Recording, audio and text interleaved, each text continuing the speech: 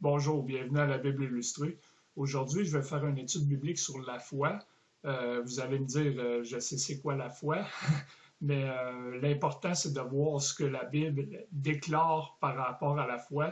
Et la Bible a beaucoup de choses à dire par rapport à la foi. Donc, on va commencer.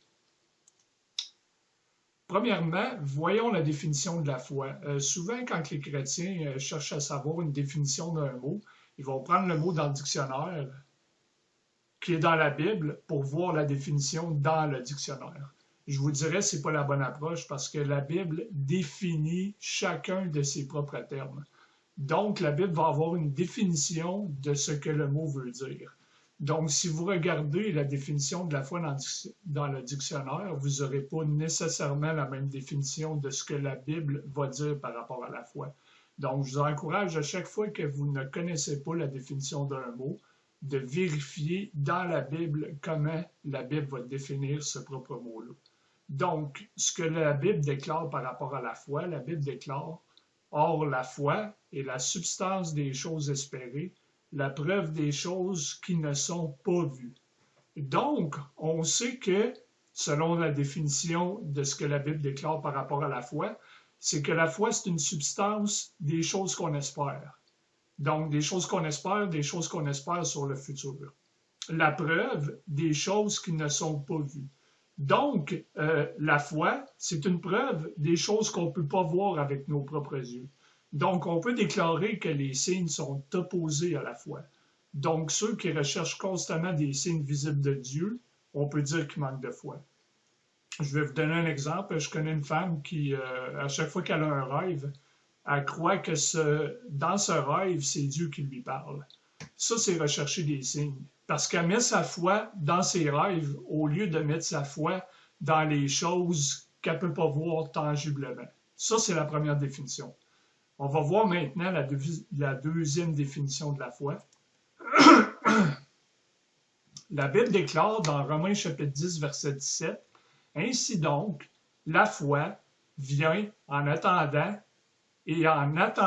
la parole de Dieu. » Donc, on voit que la deuxième définition de la foi, c'est que ça vient de la parole de Dieu.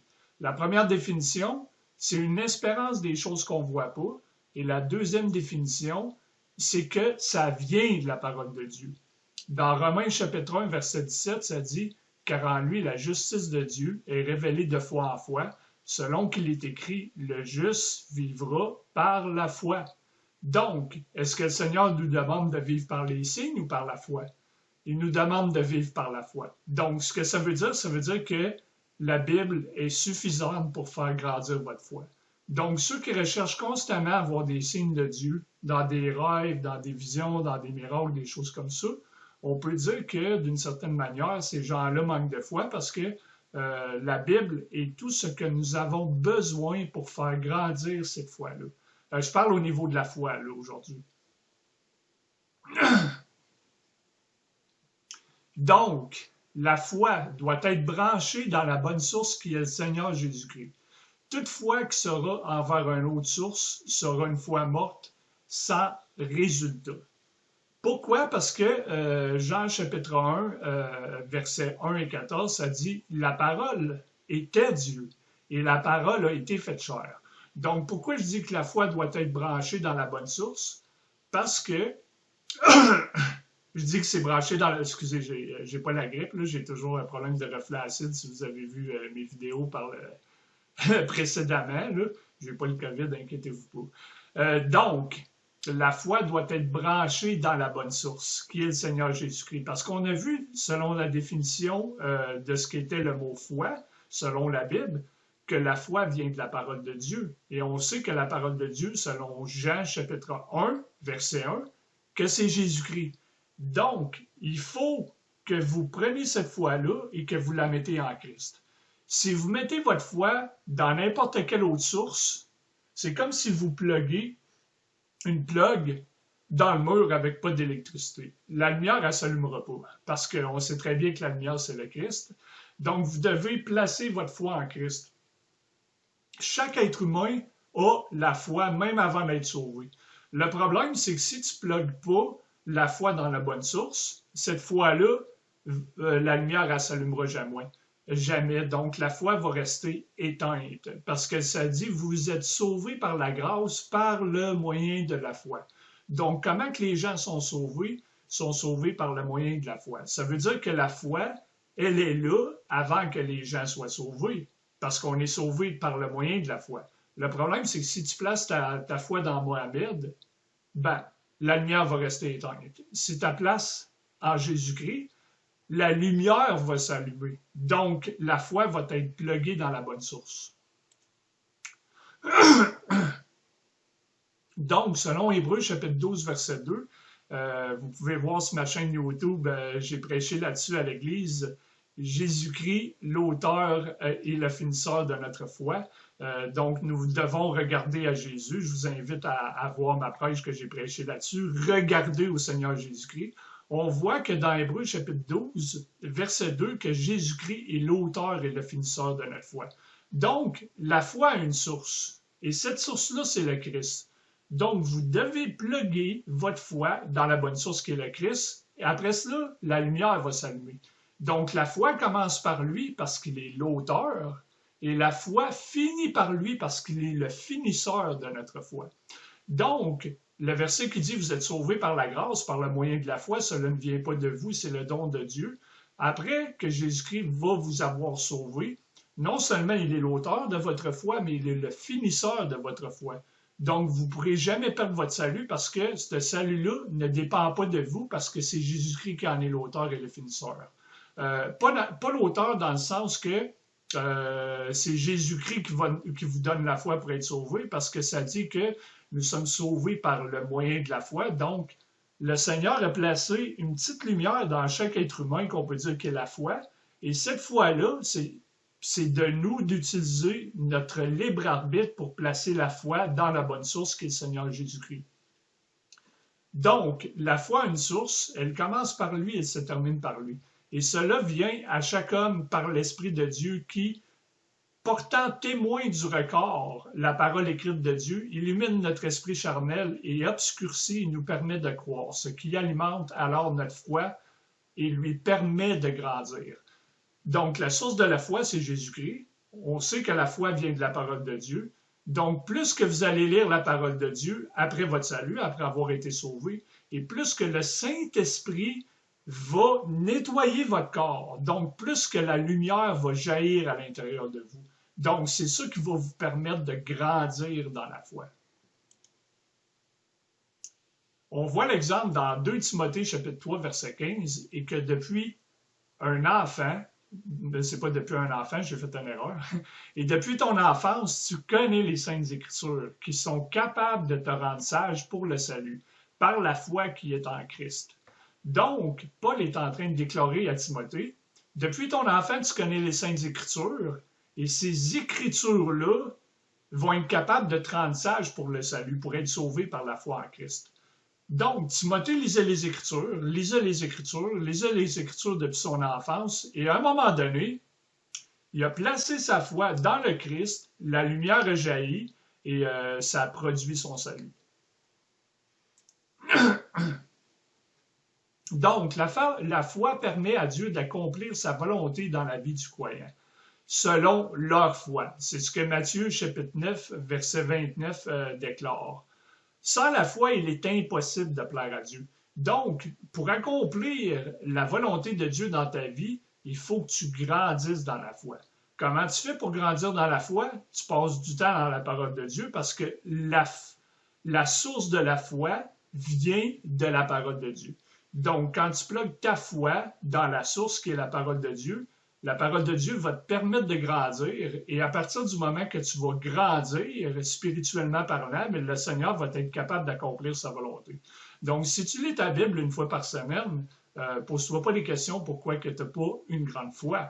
Parce que la foi, elle a la capacité de grandir. Donc, le plus de temps que tu vas passer dans la parole et le plus que ça va affecter ta foi.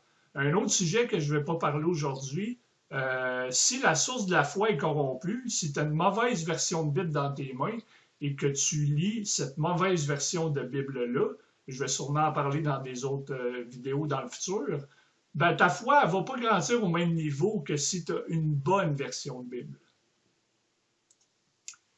Il y a 3 types de foi. Le premier type de foi, c'est la foi qui sauve. Tous les humains ont la foi. Je vous en ai parlé dans Éphésiens chapitre 2, versets 8 et 9. La Bible dit que vous êtes sauvés par la grâce, par le moyen de la foi. Donc, on est sauvé par le moyen de la foi. Ça veut dire que chaque être humain a cette foi-là. Il faut encore que l'être humain place la foi dans la bonne source, comme je vous ai expliqué. Je vous ai expliqué que Jésus-Christ est la parole. Donc, la seule source qui va produire que votre foi va donner la lumière à l'intérieur de vous et que la foi va s'illuminer à l'intérieur de vous, c'est si vous placez votre foi dans le Seigneur Jésus-Christ. Lorsque je dis le Seigneur Jésus-Christ, je suis en train de parler de Dieu dans la chair, mais pas n'importe quel Jésus. Pas Jésus qui est juste un simple homme. Pas Jésus qui est un magicien, mais Dieu dans la chair. Si vous placez votre foi dans Jésus-Christ et vous ne croyez pas que Jésus c'est Dieu dans la chair, votre foi s'illuminera pas. Si vous placez votre foi dans Mohamed, ou dans Bouddha, ou dans Krishna, ou dans vous-même, votre foi s'illuminera pas. La seule manière d'illuminer votre foi pour que votre foi fonctionne, c'est de la placer en Christ.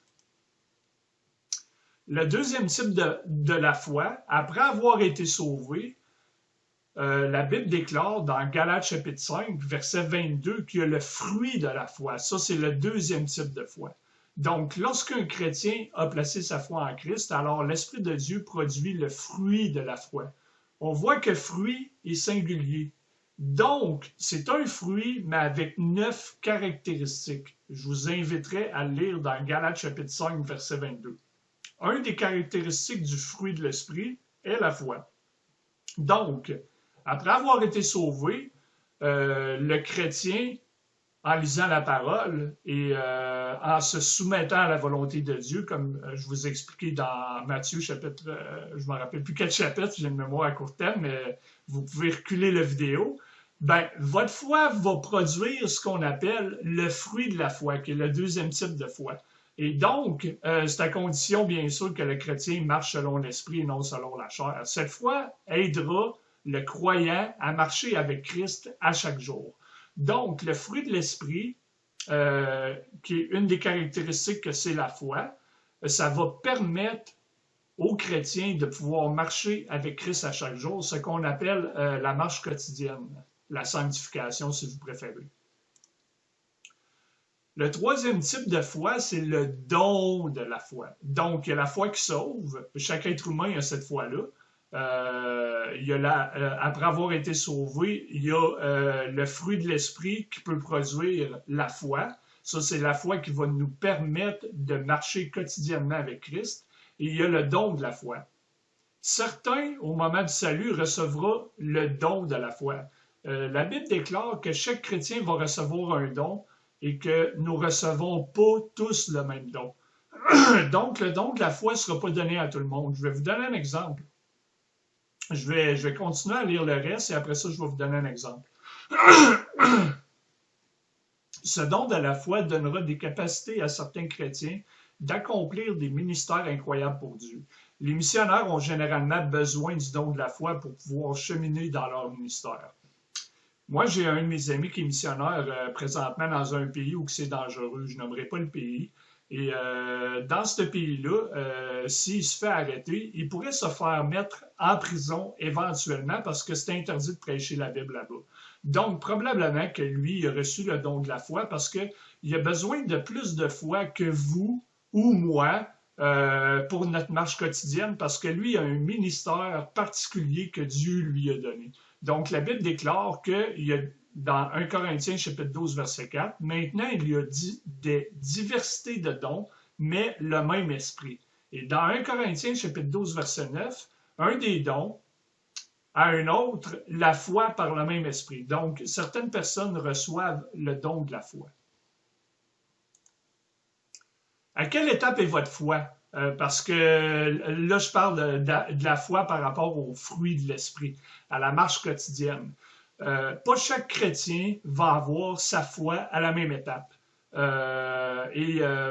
Tu peux être sauvé depuis 20 ans et que ta foi est tout petite dans le Seigneur. Tu peux être sauvé depuis 5 ans et non depuis 20 ans et que ta foi va être plus grande qu'un chrétien que ça fait 20 ans qu'il est sauvé. Donc, à quelle étape est votre foi? La Bible aussi répond à cette question-là. La première étape, c'est ceux qui n'ont pas de foi. Donc, ils sont sauvés, ils ont été sauvés par le moyen de la foi, mais après ça, leur foi ne grandit pas. Donc, dans Marc chapitre 4, verset 40, il leur dit, « Pourquoi avez-vous si peur? Comment n'avez-vous pas la foi? » Dans cet exemple, les disciples, ils étaient sauvés, ils étaient avec le Seigneur. Je donne un exemple spirituellement parlant, là. Mais dans cet exemple-là, les disciples n'avaient pas de foi. Ça peut arriver que certaines journées, tu fais face à la vie, que tu as la foi de faire face à ton problème quotidien. Le lendemain, tu peux faire face à un autre problème quotidien et cette journée-là, tu n'auras aucune foi pour marcher dans le Seigneur. Ça arrive à tout le monde. Donc, certaines fois, tu n'as pas de foi. D'autres fois, tu as une petite foi. Dans Matthieu chapitre 6, verset 30, « Pourquoi si Dieu habille ainsi l'herbe des champs, qui est aujourd'hui et demain, et jeté au four, ne vous vêtira-t-il pas beaucoup plus, vous, de peu de foi? » Dans cet exemple-là, il y avait une petite foi. Il y avait une petite foi parce qu'il ne faisait pas confiance à Dieu dans les provisions quotidiennes. On pourrait dire qu'on est tous coupables de ça. Je ne sais pas, si vous êtes riche, probablement pas, mais moi, j'ai vécu dans la rue, j'ai été sauvé dans la rue. Merci Seigneur pour ça. Il m'a vraiment changé depuis ce temps-là, je peux vous le garantir. Et je peux vous dire que quand vous êtes dans la rue, je n'étais pas sauvé dans ce temps-là. Vous avez peur de savoir ce qui va vous arriver à chaque jour. Vous ne faites pas nécessairement confiance si vous allez avoir de la nourriture ou pas. Pourtant, il y a plein de centres qui vont donner de la nourriture aux sans-abri à Montréal. Mais certaines personnes, certains chrétiens qui sont sauvés, qui n'ont peut-être pas beaucoup d'argent, vont avoir une petite foi pour savoir ce que Dieu va pourvoir dans leur vie. Mais je peux vous dire que tous les chrétiens, à un moment de leur vie, ont une petite foi, que ce soit dans une situation ou dans une autre. Pas nécessairement par rapport à la nourriture ou aux provisions, mais ça peut être par rapport à n'importe quelle autre chose. Une autre étape de la foi, c'est la foi comme une graine de moutarde. Dans Matthieu chapitre 17, verset 20, Jésus leur dit, « À cause de votre incrédulité, car en vérité, je vous le dis, si vous avez la foi comme une graine de moutarde, un grain de moutarde, vous direz à cette montagne, élevez d'ici là-bas, et il enlèvera, et rien ne vous sera impossible. » Donc, on voit dans cet exemple-là que la foi peut grandir, parce qu'une graine de moutarde, c'est tout petit.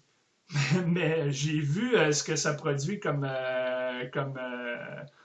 fleur ou une genre de fleur, c'est plus grand que moi. Puis moi, je mesure 6 pieds 5. Donc, une graine de moutarde, ça peut devenir extrêmement grand.